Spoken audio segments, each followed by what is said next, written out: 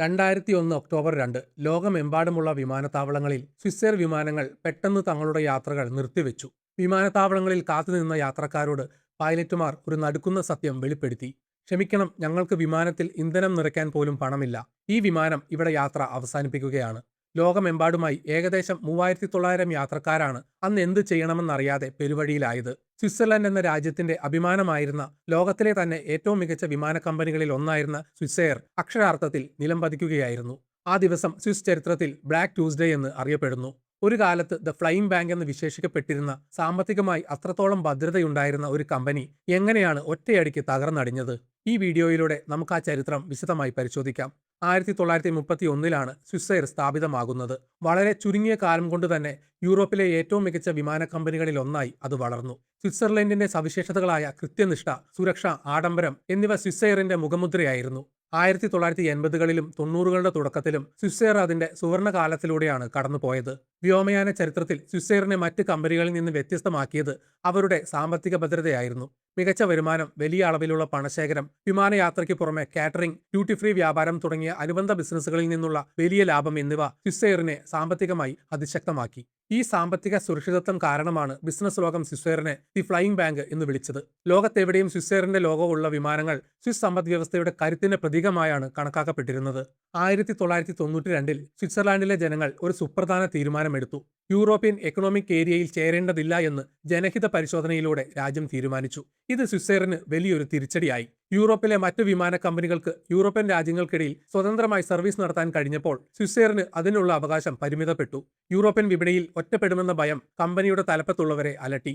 ഈ പ്രതിസന്ധിയെ മറികടക്കാൻ 1997 അന്നത്തെ സ്വിസ്സെയർ സിഇഒ ഫിലിപ്പ് റൂഗിസ്റ്റർ ഒരു പുതിയ പദ്ധതി അവതരിപ്പിച്ചു. അതാണ് ഹണ്ടർ സ്ട്രാറ്റജി. വലിയ വിമാന കമ്പനികളുമായി മത്സരിക്കാൻ യൂറോപ്പിലെ ചെറിയ വിമാന കമ്പനികളുടെ ഓഹരികൾ വാങ്ങി സ്വന്തം ശൃംഖല വിപുലീകരിക്കുക എന്നതായിരുന്നു ഈ തന്ത്രം. ബെൽജിയത്തിലെ സബേന, പോളണ്ടിലെ ലോട്ട്, കൂടാതെ ഫ്രാൻസിലെയും ഇറ്റലിയിലെയും പോർച്ചുഗലിലെയും ചില ചെറിയ വിമാന കമ്പനികൾ എന്നിവയുടെയെല്ലാം ഓഹരികൾ സ്വിസ്സെയർ വാങ്ങിക്കൂട്ടി. ഒറ്റ നോട്ടത്തിൽ ഇതൊരു മികച്ച ബിസിനസ് തന്ത്രമായി തോന്നാമെങ്കിലും ഇതിൽ വലിയൊരു അപകടം ഒളിഞ്ഞിരിപ്പുണ്ടായിരുന്നു. സ്വിസ്സെയർ വാങ്ങിയ കമ്പനികളിൽ മിക്കവയും കനത്ത സാമ്പത്തിക നഷ്ടത്തിൽ ഓടുന്നവയായിരുന്നു. ഈ നഷ്ടങ്ങളെല്ലാം ക്രമേണ സ്വിസ്സെയറിന്റെ സ്വന്തം ബാധ്യതകളായി മാറി.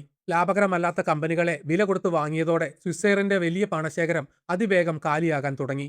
ബെൽജിയൻ എയർലൈനായ സബേനയുടെ ബാധ്യതകൾ സ്വിസ്സെയറിനെ വലിയ രീതിയിൽ വലച്ചു. പുതിയതായി വാങ്ങിയ കമ്പനികളെ ലാഭത്തിലാക്കാൻ സ്വിസ്സെയറിന് കഴിഞ്ഞില്ല. ഇതിനിടയിൽ വ്യോമയാന മേഖലയിൽ മത്സരവും വർദ്ധിച്ചു. കുറഞ്ഞ നിരക്കിൽ സർവീസ് നടത്തുന്ന ബജറ്റ് എയർലൈനുകൾ രംഗപ്രവേശം ചെയ്തതോടെ സ്വിസ്സെയറിന്റെ പരമ്പരാഗത യാത്രക്കാർ കൊഴിഞ്ഞുപോയി. കടം കുമിഞ്ഞു കൂടിയെങ്കിലും ബോർഡ് ഓഫ് ഡയറക്ടേഴ്സ് ഈ അപകടം മുൻകൂട്ടി കണ്ട് സിഇഒയുടെ തീരുമാനങ്ങളെ തിരുത്താൻ ശ്രമിച്ചില്ല.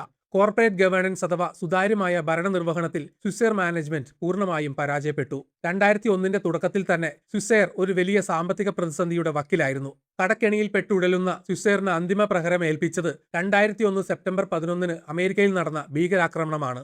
വേൾഡ് ട്രേഡ് സെന്റർ ആക്രമണത്തിന് ശേഷം ആഗോള വ്യോമയാന വ്യവസായം അക്ഷരാർത്ഥത്തിൽ സ്തംഭിച്ചു. ആളുകൾ വിമാനയാത്ര ചെയ്യാൻ ഭയന്നു. യാത്രക്കാരുടെ എണ്ണത്തിൽ വലിയ ഇടിവുണ്ടായി. വിമാന കമ്പനികളുടെ വരുമാനം കുത്തനെ ഇടിഞ്ഞു. അമേരിക്കൻ വിമാന കമ്പനികൾക്ക് പോലും പിടിച്ചു നിൽക്കാൻ പാടുപെടേണ്ടി വന്ന ആ സമയത്ത് വലിയ കടബാധ്യതയുണ്ടായിരുന്ന സ്വിസ്സെയറിന്റെ നിലനിൽപ്പ് പൂർണ്ണമായും ചോദ്യചിഹ്നമായി മാറി. കമ്പനിയുടെ ആസ്തികളുടെ മൂല്യം കുത്തനെ ഇടിഞ്ഞു. വരുമാനം നിലച്ചു. 2001 ഒക്ടോബർ ആദ്യവാരം സ്വിസ്സെയറിന്റെ കൈവശമുണ്ടായിരുന്ന പണം പൂർണ്ണമായും തീർന്നു. വിമാനങ്ങൾക്ക് ഇന്ധനമടിക്കാൻ പോലും കഴിയാത്ത അവസ്ഥ.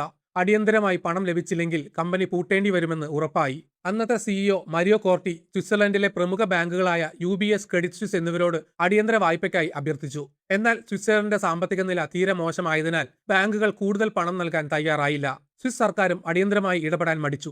ഇതിന്റെ ഫലമായാണ് 2001 ഒക്ടോബർ 2 സ്വിസ്സെയർ വിമാനങ്ങൾ ലോകമെമ്പാടും പറക്കൽ നിർത്തിയത്. യാത്രക്കാരും ജീവനക്കാരും ഒരുപോലെ സ്തംഭിച്ചുപോയി. തങ്ങളുടെ പ്രിയപ്പെട്ട വിമാന കമ്പനി ഇനി പറക്കില്ല എന്ന യാഥാർത്ഥ്യം സ്വിസ് ജനതയ്ക്ക് ഉൾക്കൊള്ളാൻ കഴിയുന്നതിലും അപ്പുറമായിരുന്നു. ഒരുപാട് ജീവനക്കാർക്ക് തൊഴിൽ നഷ്ടപ്പെടുമെന്ന അവസ്ഥയുണ്ടായി. രാജ്യത്തിന്റെ അഭിമാനത്തിനേറ്റ വലിയൊരു മങ്ങലായാണ് ഇതിനെ മാധ്യമങ്ങൾ വിശേഷിപ്പിച്ചത്. 2 ദിവസങ്ങൾക്ക് ശേഷം ഒക്ടോബർ 4 സ്വിസ് സർക്കാർ 450 ദശലക്ഷം സ്വിസ് ഫ്രാങ്ക് അടിയന്തര വായ്പയായി നൽകിയെങ്കിലും അത് വളരെ വൈകിപ്പോയിരുന്നു. സ്വിസ്സെയർ എന്ന ബ്രാൻഡിന്റെ വിശ്വാസ്യത അപ്പോഴേക്കും പൂർണ്ണമായും തകർന്നിരുന്നു.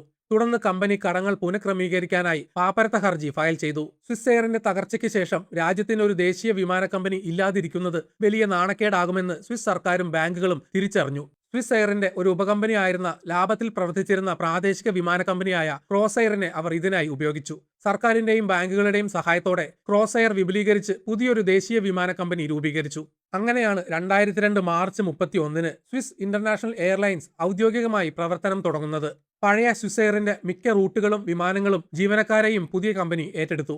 2002 ഏപ്രിൽ 1-ന് ബ്രസീലിലെ സാവോ പോളോയിൽ നിന്ന് സൂറിച്ചിലേക്ക് പറന്ന വിമാനമാണ് സ്വിസ് എയർ എന്ന പേരിലുള്ള അവസാനത്തെ ഔദ്യോഗിക യാത്ര നടത്തിയത്. തുടക്കത്തിൽ വലിയ സാമ്പത്തിക ബുദ്ധിമുട്ടുകൾ നേരിട്ടെങ്കിലും 2005-ൽ ജർമ്മൻ വിമാന കമ്പനിയായ ലുഫ്താൻസ സ്വിസ്സിനെ ഏറ്റെടുത്തു. ഇന്ന് ലുഫ്താൻസ ഗ്രൂപ്പിന്റെ കീഴിൽ വളരെ ലാഭകരമായാണ് ഈ കമ്പനി പ്രവർത്തിക്കുന്നത്.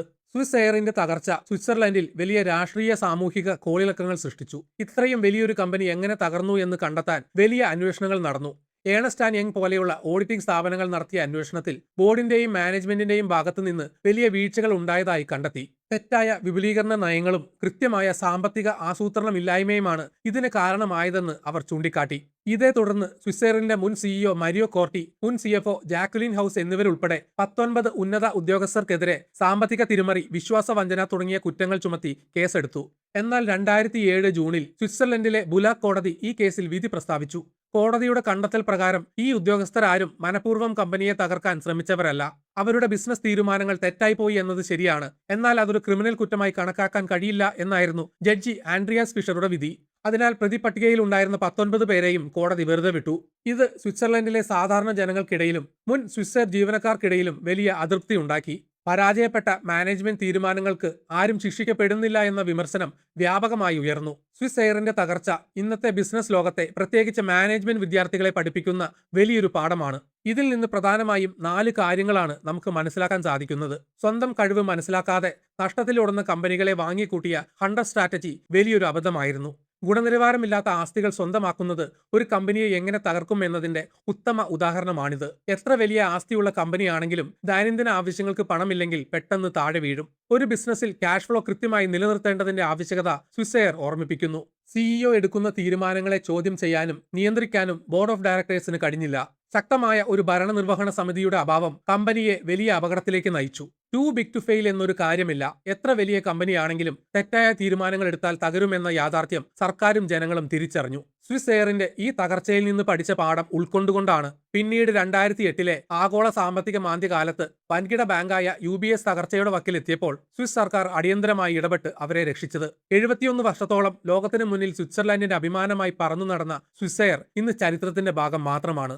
ഒരു ബിസിനസ് സാമ്രാജ്യം കെട്ടിപ്പടുക്കാൻ പതിറ്റാണ്ടുകളുടെ പ്രയത്നം ആവശ്യമാണ്. എന്നാൽ അത് തകർന്നടിയാൻ ചില തെറ്റായ തീരുമാനങ്ങളും അപ്രതീക്ഷിതമായ പ്രതിസന്ധികളും മാത്രം മതിയെന്ന് സ്വിസ് എയറിന്റെ കഥ നമ്മെ ഓർമ്മിപ്പിക്കുന്നു. ഇന്ന് ആധുനിക വ്യോമയാന വ്യവസായത്തിൽ സ്വിസ് എയറിന്റെ പിൻഗാമിയായി സ്വിസ് ഇന്റർനാഷണൽ എയർലൈൻസ് വിജയകരമായി സർവീസ് നടത്തുന്നുണ്ട്. എങ്കിലും സ്വിസ് ജനതയുടെ മനസ്സിൽ പഴയ ആ പറക്കുന്ന ബാങ്ക് അവശേഷിപ്പിച്ച ശൂന്യത ഇന്നും ഒരു വേദനയായി നിലനിൽക്കുന്നു. വിജയത്തിന്റെ നെറുകയിൽ നിന്ന് അപ്രതീക്ഷിതമായി നിലം പതിച്ച സ്വിസ് എയർ ബിസിനസ് ചരിത്രത്തിലെ എക്കാലത്തെയും വലിയ പാഠങ്ങളിൽ ഒന്നാണ്. നിങ്ങൾക്ക് വീഡിയോ ഇഷ്ടപ്പെട്ടെങ്കിൽ ലൈക്ക് ചെയ്യുക. ചാനൽ സബ്സ്ക്രൈബ് ചെയ്തിട്ടില്ലെങ്കിൽ മറക്കാതെ സബ്സ്ക്രൈബ് ചെയ്യണം. നിങ്ങളുടെ വിലയേറിയ അഭിപ്രായങ്ങൾ കമന്റിൽ രേഖപ്പെടുത്തണം. നോട്ടിഫിക്കേഷൻ ബെൽ ബട്ടൺ അമർത്താൻ മറക്കരുത്. മറ്റൊരു വീഡിയോയുമായി വീണ്ടും കാണാം. ബൈ.